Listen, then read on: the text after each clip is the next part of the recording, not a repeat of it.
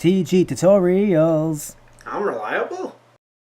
Hey guys, it's Matt here, and today I'm doing another episode of TG Tutorials, and in this episode I'm going to teach you how to open up your PlayStation 4 controller. Now, before we begin, I want to mention if you are under the age of 18, get a parent to help you do this, or some legal guardian to help you do this, and if you are over 18, maybe still get a parent, just legal guardian, just someone, a friend, someone to watch over you just in case, just to second guess a few things that you're doing along the way. But I will say though, in this situation we will not need any, soldering materials, any special type of screwdrivers. Like usually we use game bits or Nintendo tri-wing screwdrivers or things like that. So thankfully we don't need any of that stuff.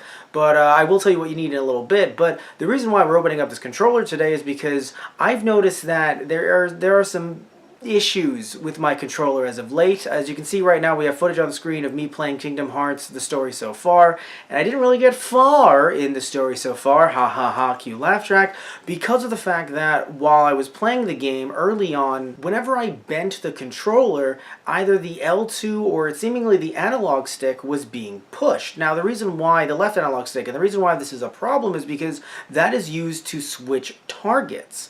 And it just kept on doing that rapidly while I was fighting Riku, while I was fighting anything really. And it became obviously rather frustrating. So not only are we going to be opening this one up, but we're also going to see what we can do once we get inside of it to maybe fix that. I assume it might be some gunk, or maybe one of the modules inside the analog stick itself, maybe one of them popped out a little bit. So we're going to see what the problem is once we get to that point. But before we do, I want to show you exactly what you need. So the first thing you'll need is a PlayStation 4 controller. Now I know this one is kind of obvious, but the reason why I mention it is because I have a first-party PlayStation 4 controller, and you might have a third-party PlayStation 4 controller. So I just want to say right off the bat, I don't know if the internals will be different, however, opening it up should be the same irregardless, but either way, if you do have a third-party controller, please proceed with even more caution than you would if you had a first-party controller. The second thing you'll need is a Phillips head screwdriver. And the last thing you'll need is a spudger. Now, I don't have a spudger, so I do have a flathead screwdriver, but be very careful with this, especially because if you have a large one, then it might actually scrape up against the controller, and you definitely don't want that. Alright, so now that you know what you need, let me show you exactly how to do it. Alright, so first things first, let's turn the controller around, and immediately you see that there are 4 different screws that we're going to need to go after. So when you're actually unscrewing these, I would suggest holding it in your hand if you can. Again, this is why having a friend might be best if they can hold the controller while you push down with the screwdriver. And the reason why I say this is because you don't want to have it on a flat surface, because if you push down too hard, you are pushing down on the analog sticks. Be very careful when taking out the screws, because they're very, very tiny. It can turn the easiest part of this into the most difficult. It might be best to have some kind of container underneath you, so if the screws do fall out, they fall right into the container.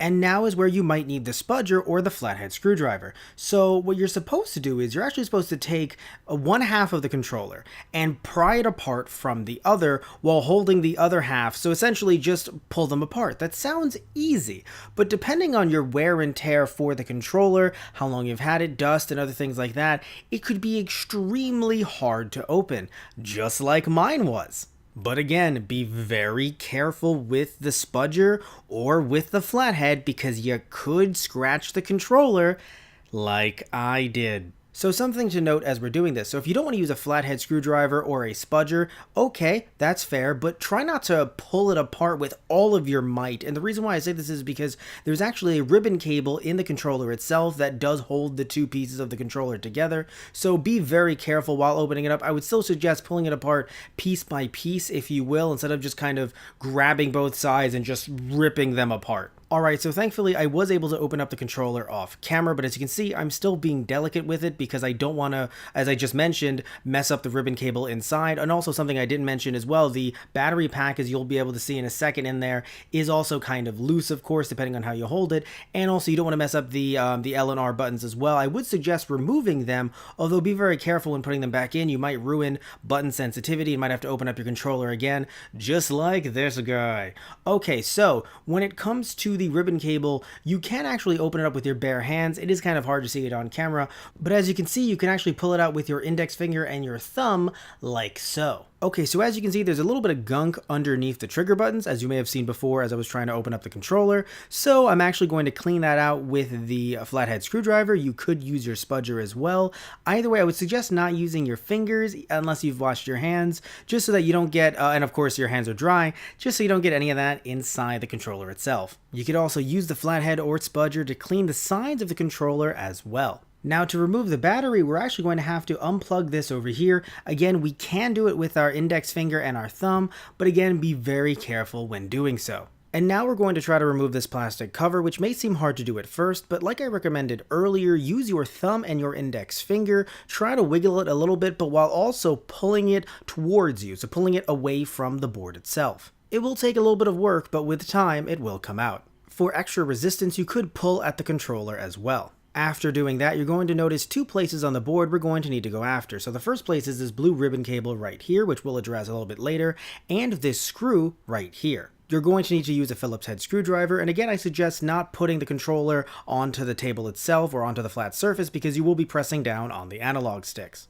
Now going back to the blue cable, remember to actually push up this little kind of door right here and make sure you hear a clicking sound when pushing it up so that you could then pull the cable out. You cannot pull the cable out until doing that because you will need to clamp that back in later on when putting the controller back together. And now that you've done that, you should be able to pull out the ribbon cable like so. And at this point, the board should become loose, but again, be careful. And the reason why you need to be careful this time is because the batteries are still soldered onto the board. So I would suggest not pulling out the batteries. It would be good to have a little bit more room, but since we're not completely disassembling this controller, you could still have access to the analog sticks even without going that extra mile.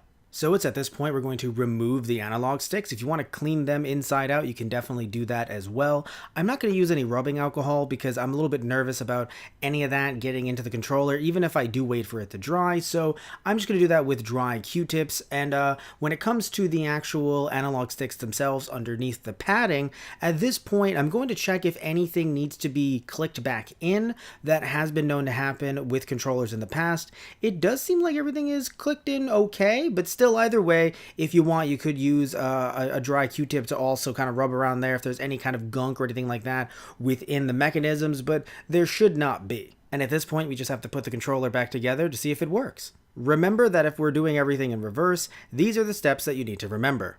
Analog stick rubber casing, the blue ribbon cable, the top part of the blue ribbon cable that you have to snap back onto it, the screw in the middle of the board, the plastic covering, the battery pack, which does click into the board just like that, the trigger buttons if you removed them, and also make sure they click onto the rubber membrane. Really be careful about that. That might actually be your downfall a little bit later, like it may have been mine. One of the more difficult parts, the white ribbon cable, trying to click that right back in.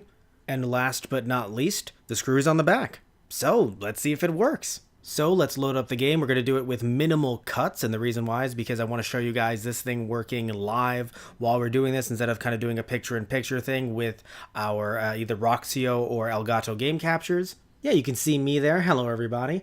And I'm going to have to go to an actual fight with Riku to see if everything's going well. Man, this is such an odd camera angle. So let's click on this right here, and yeah, let's see what's going down. All right, so so far everything seems to be okay. No other buttons seem to not work, and yeah, I'm clicking the buttons to actually make everything move, but none of it's happening just by me walking around. So I'm clicking those buttons just to see if they're working to make all the change of targets, but just from walking around, the targets are not being clicked on accidentally. So at this point, I'm calling this a win. I'm going to assume that maybe there was some gunk that got in there, unsure how, and maybe that was just, affecting it, pushing down on the button even though I wasn't. Either way, fixing the controller did not help me fight Riku. So guys, this controller works. And as you can see, like I mentioned earlier, it is kind of difficult. At least compared to the stuff that we usually do on the channel, usually, cleaning out old, game cartridges and opening them up and things like that. So when compared to that, it is a little bit more difficult, the stuff that we normally do. But thankfully, no soldering, nothing like that is required, at least with with what I needed to fix my controller. Thankfully, it was just about opening it up and pulling out some stuff on the inside. But I will say, though, again, having another pair of hands to help you out might might actually help. Not just when you're trying to pry open the controller in the beginning. Some people's controllers are a bit easier to pry open than mine, apparently. But I will say that when it comes to pulling out little tabs and things like that, again, maybe you think that you're a little bit clumsy with something like that. Maybe you trust a friend or a parent or a legal guardian a little bit more than that. So I would suggest, if you can, getting someone else to help. It wasn't even just the fact that I was doing this on camera. I think that even with me, sitting on my couch or something like that, it was very precise. Again, a lot more precise than we usually are on this channel. So I would suggest getting someone to help you out, even in the best case scenario, getting someone to help you out. Because the last thing you want to do is break this controller and then you've opened it up and now you're still out $60 or whatever amount of money you're going to spend on a brand new controller. So either way, though, I want to thank you all so much for tuning in as always. And if you have any questions, please ask me down below. I'll try to answer as best as I can. Love you all. Take care. And tune in next time for another episode of TG Tutorials. Alright, guys. So, see ya.